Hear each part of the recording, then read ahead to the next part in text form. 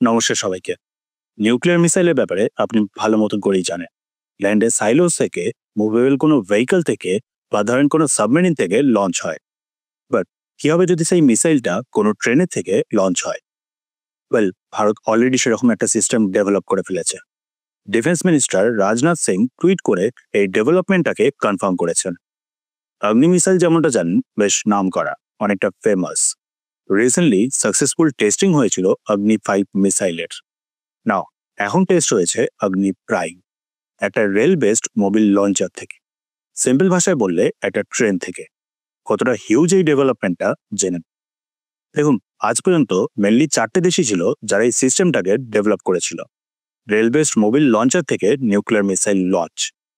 Russia বা particularly বললে former USSR, US, China আর north Korea. US কোনোদিন ডিপ্লয় করেনি, এখন এই নিয়ে আর কোনো কাজও করে না, পুরোপুরি স্ক্র্যাপ করে দিয়েছে প্রজেক্টটা। ইউএসএসআর প্রপার ডিপ্লয় করে রেখেছিল 1987 থেকে একেবারে 2005 পর্যন্ত। এই মুহূর্তে আর অপারেশনাল স্টেটে নেই। 2024-এ নর্থ কোরিয়ার ব্যাপারেও রিপোর্ট এসেছিল, বাট এখন আর সেরকম কোনো খবর নেই। চীন হলো একমাত্র যার কাছে এই মুহূর্তে proper operational rail based nuclear missile আছে। ভারত এখন এই লিস্টেই এন্টার করে ফেলেছে।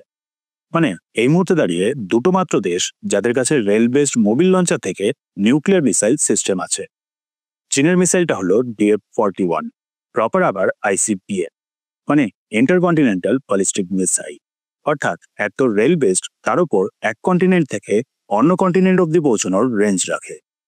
ভারতের তরফ থেকে টেস্ট হয়েছে অগ্নি প্রায় 2000 কিমি রেঞ্জ বলা হয়েছে।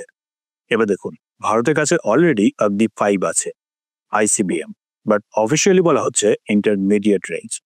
প্রবাবলি জিওপলিটিক্যাল অ্যাঙ্গেলটা মাথায় রেখে এই ডিসিশন।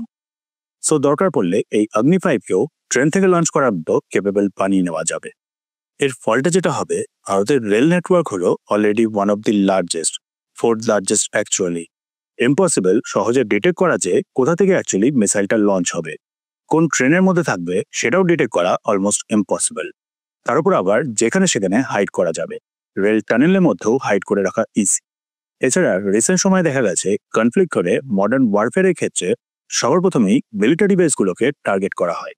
সেখানে মোবিল রেল লঞ্চারের মিসাইলগুলো থাকলে টার্গেট করাটা নেক্সট টু ইম্পসিবল। অন্যদিকে আবার এই রেল লঞ্চারে করে ইভেন অগ্নি-প্রাইমকে যদি ডিপ্লয় করা থাকে, তাতেই দুদিকে দুটো দেশ পুরো কভার হয়ে যাবে। সাথে চীনেরও আবার বেশ অনেকটা। মানে চীন যদি মনে করে যে হঠাৎ করে ট্রেন থেকে মিসাইল মেরে ভারতকে সারপ্রাইজ করে দেবে, তাহলে ভারতও চীনকে সারপ্রাইজ করার ক্ষমতা রাখে। এবার দেখুন, এখানে আরো একটা অ্যাঙ্গেল আছে। ভারতের অগ্নি 5 MIRV টেকনোলজিকে ফলো করে। মিনস একটা মিসাইলের মধ্যে মাল্টিপল ওয়ারহেড। সিম্পল ভাষায় বললে মিসাইল তো লঞ্চ হবে একটা, বাট তার ভেতর থেকে আবার মাল্টিপল ওয়ারহেড বেরিয়ে এসে মাল্টিপল লোকেশনকে হিট করবে, যে টেকনোলজিটা অলরেডি অনেকটা অ্যাডভান্স। এবার ভাবুন, পুরো ভারত জুড়ে বিশাল এই রেল নেটওয়ার্ক থেকে হঠাৎ করে একটা মিসাইল লঞ্চ হলো, তাও আবার মাল্টিপল লোকেশনকে টার্গেট করতে পারে সেরকম MIRV টেকনোলজি। ইউএসও এখনো ডেভেলপ করে উঠতে পারেনি এই ধরনের একটা মিসাইলকে ইন্টারসেপ্ট করার উপায়।